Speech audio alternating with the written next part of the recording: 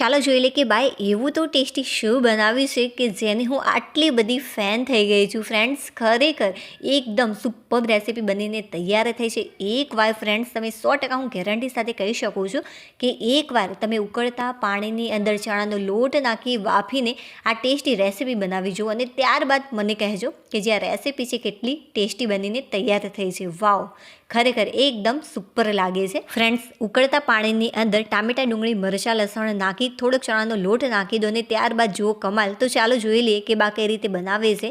તો આ માટે સૌથી પહેલાં બાએ 1 વાટકી ભરીને ચણાનો લોટ લીધો છે. ત્યારબાદ આની અંદર તેલ એડ કરવાનું છે. તો સારા પ્રમાણમાં તેલ એડ કરવાનું છે. તો આની અંદર બાએ 1.5 મોટી ચમચી ભરીને તેલ એડ કર્યું છે. હાથમાં લીધો છે અજમો. આ રીતે તમારે મસળીને એડ કરવાનો કે જેથી જે આની ફ્લેવર છે ખૂબ જ સરસ લાગે. તો 1.5 ચમચી જેટલો અજમો એડ કર્યો છે. જો તમને પસંદ હોય તો તમે આની અંદર 1 ચમચી જેટલા તલ પણ એડ કરી શકો છો, તો પણ ટેસ્ટી લાગશે. હવે આની અંદર 1 મોટી ચમચી ભરીને ધાણા પાવડર એડ કર્યો છે. હવે થોડું કાશ્મીરી લાલ મરચું પાવડર એડ કરીશું કે જેનાથી કલર અને ટેસ્ટ બંને બહુ જ સરસ લાગશે. તો 1.5 ચમચી જેટલું એ એડ કર્યું છે. હવે સ્વાદ અનુસાર મીઠું એડ કરી દેવાનું. તો 1.5 ચમચી જેટલું બાએ આની અંદર મીઠું એડ કર્યું. ફ્રેન્ડ્સ, જો એકવાર તમે આ રેસીપી બનાવી લીધી તો હોટલમાં જવાનું ગેરંટી સાથે ભૂલી જશો, એટલી ટેસ્ટી અને લાજવાબ બને છે. હવે આની અંદર થોડીક આપણે હળદર એડ કરીશું. તો 5 ચમચી જેટલી હળદર એડ કરી છે. હવે સારી એવી ફ્લેવર આવે એ માટે 5 ચમચી જેટલી હિંગ એડ કરી છે. ચણાના લોટની કોઈ પણ રેસીપી બનાવો ફ્રેન્ડ્સ ત્યારે અજમો અને હિંગ ચોક્કસ એડ કરવી કે જેથી પેટમાં બિલકુલ પણ દુખાવો ન થાય. હવે સારી રીતે એકવાર આને મિક્સ કરી લેવાનું. તો સારી રીતે મસળવાનું છે. હવે વધારે ફ્લેવર સારી આવે એ માટે આની અંદર ઉમેરી છે 2 મોટી ચમચી ભરીને આદુ, મરચાં અને લસણની પેસ્ટ. આ જે પેસ્ટ છે 2 ચમચીની જગ્યાએ 3 મોટી ચમચી ભરીને પણ એડ કરી શકાય છે કે જેથી જે આ રેસીપી છે એ ખરેખર ફ્લેવરફુલ બને. હવે જે વાસણમાં આ આદુ, મરચાં અને લસણની પેસ્ટને પીસી હતી તેની અંદર બાય થોડુંક પાણી એડ કર્યું અને સારી રીતે મિક્સ કરીને આની અંદર ઉમેર્યું. હવે સરસ મજાનો લોટ તૈયાર કરી દેવાનો. હવે થોડું કરીને આની અંદર પાણી એડ કરીશું અને સારી રીતે મિક્સ કરતા રહીશું. બને ત્યાં સુધી ફ્રેન્ડ્સ આની અંદર એકદમ ઓછા પ્રમાણમાં પાણી એડ કરવાનું, નહીં તો જે આ લોટ છે વધારે પડે તો સોફ્ટ થઈ જશે. જુઓ, જે લોટ છે બાય બહુ સોફ્ટ પણ નથી રાખ્યો કે બહુ કડક પણ નથી રાખ્યો, એકદમ મીડિયમ છે. આ લોટ થોડોક કડક હશે તો ચાલશે ફ્રેન્ડ્સ, બટ હા સોફ્ટ બિલકુલ પણ નહીં રાખતા. હાથ ઉપર થોડુંક તેલ લગાવી લેવાનું અને ત્યારબાદ આ રીતે તમારે સરસ મજાનો રોલ આના તૈયાર કરી દેવાના. તો ફ્રેન્ડ્સ બાય બધા જ રોલ આ ટાઈપના તૈયાર કરી લીધા છે.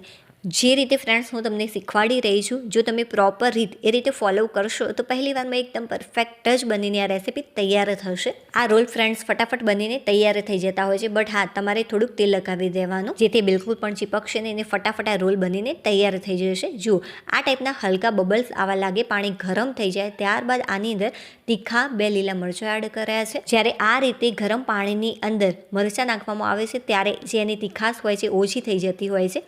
હવે 5 જેટલી લસણની કળીઓ, 2 જેટલી ડુંગળી એડ કરી છે ફોતરા દૂર કરીને, અને 1 મોટી સાઈઝનું ટામેટું લીધું. જ્યારે ફ્રેન્ડ્સ પાણી સારી રીતે ઉકળવા લાગે ત્યારબાદ જ તમારે ચણાનો લોટ આની અંદર ઉમેરવાનો. જો તમે ઠંડા પાણીની અંદર આને ઉમેરશો તો એ વિરાઈ જશે. એટલા માટે ફ્રેન્ડ્સ આ ટિપ્સ ધ્યાનથી સાંભળી લેજો અને ફોલો કરજો કે જેથી બિલકુલ પણ જે તમારી રેસીપી છે એ ખરાબ ન બને. એટલા માટે હંમેશા ઉકળતા પાણીની અંદર જ આ રેસીપીને તમારે બનાવવાની. જો બહુ જ સોફ્ટ લોટ બન્યો હશે તો પણ સારી નહીં બને. એટલા માટે બને ત્યાં સુધી તમારે કઠણ રાખવાનો અથવા તો મીડિયમ ઠીક રાખવાનો. હવે કઈ રીતે આને કૂક કરવાનું છે ફ્રેન્ડ્સ એ પણ ધ્યાનથી સાંભળી લેજો. તો ફ્રેન્ડ્સ બધા જ આ રીતે બાય એડ કરી દીધા છે ચણાના લોટ. જે ગેસની ફ્લેમ છે ફાસ્ટ જ રાખવાની અને ફાસ્ટ ફ્લેમ ઉપર ઢાંકણ ઢાંકી સારી રીતે આને કૂક કરવાનું છે. તો 5-1 મિનિટ જેટલો સમય થઈ ગયો છે. ત્યારબાદ ફ્રેન્ડ્સ તમે જોઈ શકો છો જે ટામેટું, મરચાં અને ડુંગળી છે એ પરફેક્ટ રીતે કૂક થઈ ગયા છે. જુઓ, ટામેટું થોડુંક ફાટી પણ ગયું છે, મતલબ કે એકદમ પરફેક્ટ રીતે આ કૂક થયું છે, જે આની નિશાની છે. એકવાર હળવેથી આ રીતે આપણે આને ટર્ન કરી લઈશું. ચાલો, જે ટામેટું છે એને આપણે ચીપિયાની મદદથી નીકાળી લઈશું. જુઓ, એકદમ પરફેક્ટ રીતે આ કૂક થયું છે. ત્યારબાદ જે મરચાં છે લીલા એને પણ નીકાળી લેવાના અને જે ડુંગળી છે એને પણ આપણે નીકાળી લઈશું. લસણને અત્યારે એમ જ રહેવા દઈશું. જે આ ચણાનો લોટ છે એને કૂક થવામાં ટાઈમ લાગશે. તો આને ફ્રેન્ડ્સ કૂક થવા માટે 9 થી 10 મિનિટ જેટલો ટાઈમ લાગી જતો હોય છે. હવે જે ગેસની ફ્લેમ છે મેં મીડિયમ કરી દીધી. તો ફ્રેન્ડ્સ 5-1 મિનિટ માટે ગેસની ફ્લેમ મેં ફાસ્ટ રાખી હતી અને ત્યારબાદ ગેસની ફ્લેમ ધીમી કરી દીધી 4 મિનિટ માટે. તો 9 મિનિટ સુધી મેં આને કૂક કર્યા છે. એકદમ પરફેક્ટ રીતે આ કૂક થઈ ગયા છે. હવે આપણે કોઈ પણ એક પ્લેટની અંદર આને નીકાળી લઈશું. જે ડુંગળી, મરચાં અને લસણ છે એની આપણે સરસ મજાની પેસ્ટ તૈયાર કરી લઈશું. ટામેટા અને ડુંગળીને મેં આ રીતે કટ કર્યા છે અને મરચાંને પણ. હવે તૈયાર કરેલા ચણાના લોટને આપણે કટ કરી દઈશું. સરસ મજાના ઠંડા પણ થઈ ગયા છે. થોડીવાર પછી તમારે આને કટ કરવાના. જ્યારે એ થોડાક ઠંડા થઈ જાય ત્યારબાદ આપણે હાથ વડે ટચ કરી શકીએ ત્યાં સુધી તમારે આને ઠંડા કરી લેવાના. એકદમ ઇઝીલી આ કટ થઈ જશે. અત્યારે તમને થોડા કડક લાગતા હશે, બટ જ્યારે રેસીપી બનીને તૈયાર થશે ફ્રેન્ડ્સ, ત્યારે એ સરસ મજાના સોફ્ટ થઈ જશે. ચાલો હવે લઈશું એક નોનસ્ટિક પેન. જો નોનસ્ટિક પેન ન હોય તો કોઈ પણ કડાઈ કે તપેલીનો ઉપયોગ કરી શકો છો. આની અંદર સારા પ્રમાણમાં તેલ એડ કરવાનું. જો તમે તેલ ઓછું ખાતા હોય તો ઓછા પ્રમાણમાં પણ એડ કરી શકો છો. તો 4 મોટી ચમચી ભરીને મેં આની અંદર તેલ એડ કર્યું છે, બાય તેલ એડ કર્યું છે. તેલ સારી રીતે ગરમ થઈ જાય ત્યારબાદ થોડીક રાઈ એડ કરી, અડધી ચમચી જેટલી રાઈ થોડીક ફૂટવા લાગે ત્યારબાદ આની અંદર ઉમેરીશું 5 ચમચી જેટલી હિંગ, કે જેથી ફ્લેવર સારી આવે. એકવાર હલકું આને આ રીતે આપણે મિક્સ કરી લેવાનું, કે જેથી સારી એવી ફ્લેવર બેસી જાય બધા જ તેલની અંદર. હવે જે તૈયાર કરી છે પેસ્ટ એ આની અંદર બધી જ ઉમેરી દીધી અને ત્યારબાદ આને મિક્સ કરી લેવાનું. અને આ ફ્રેન્ડ્સ, એક વિડીયો બનાવવામાં ખરેખર બહુ જ મહેનત લાગતી હોય છે. થોડીક પણ રેસીપી યુનિક લાગી રહી હોય, પસંદ આવી રહી હોય તો પ્લીઝ વિડીયોને લાઇક કરી દેજો. ચેનલ પર નવા હોય તો ચેનલને સબસ્ક્રાઈબ કરવાનું બિલકુલ પણ ભૂલતા નહીં. હવે આની અંદર અડધી ચમચી જેટલી હળદર, 1 ચમચી જેટલો ધાણા પાવડર, 1 ચમચી જેટલું કાશ્મીરી લાલ મરચું પાવડર એડ કર્યું છે અને સ્વાદ અનુસાર થોડુંક મીઠું એડ કરી દેવાનું, નાની અડધી ચમચી જેટલું. બધા જ મસાલા સારી રીતે મિક્સ કરી લેવાના. આપણે ઘરના મસાલાથી બનાવીએ છીએ ફ્રેન્ડ્સ, છતાં પણ જે આ રેસીપી છે ખૂબ જ ટેસ્ટી બનીને તૈયાર થાય છે. બસ તમારે પ્રોપર રીત આની અંદર ફોલો કરવાની છે. જે મિક્સર જાર હતો એની અંદર અડધી વાટકી કરતાં વધારે અને 1 વાટકી કરતાં ઓછું પાણી લીધું અને આની અંદર ઉમેરી દીધું અને ત્યારબાદ થોડોક ગોળ એડ કર્યો છે 2 મોટી ચમચી ભરીને અને સારી રીતે આને એકવાર મિક્સ કરી લીધું. જો તમને પસંદ હોય તો તમે આની અંદર થોડીક મલાઈ પણ એડ કરી શકો છો, કે જેથી આ વધારે ક્રીમી લાગે, 2 થી 3 ચમચી જેટલી.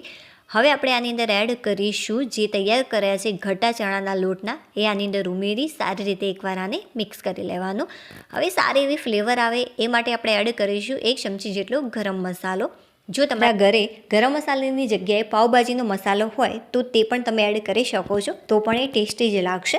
હવે 2 થી 3 ચમચી જેટલી કોથમીર એડ કરી સારી રીતે મિક્સ કરી ઢાંકણ ઢાંકી થોડુંક તેલ છૂટું પડે ત્યાં સુધી તમારે કૂક કરવાનું છે.